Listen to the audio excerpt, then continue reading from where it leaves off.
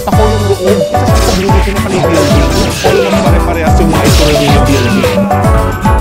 Nung nakapasok sila sa loob ng opisina, doon palang ipinagtapat sa kanila ng ilang di-umano'y Chinese national ang totoong trabahong napasukan nila. Hindi bilang mga call center agent, kundi bilang mga scammer o manloloko, pangpuputol. Akala ko po CSR ang trabaho. Customer Service Representative. Ngayon, doon ko nalaman na sinasabi nila sa akin na hindi ganoon ang trabaho. Ang trabaho doon. Anong reaction mo, Ray, nung sinabi sa'yo na ang trabaho dito, scam din? Nalaman ko na lang po sa mga binigyan.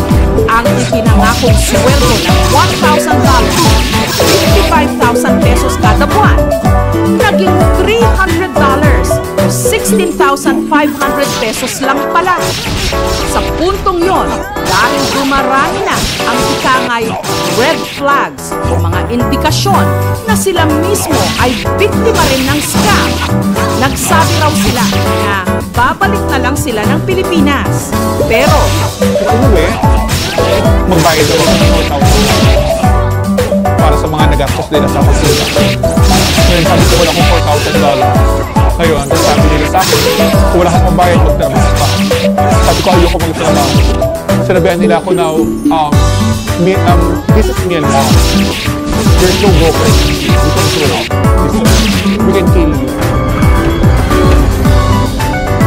Parang masamang panaginip.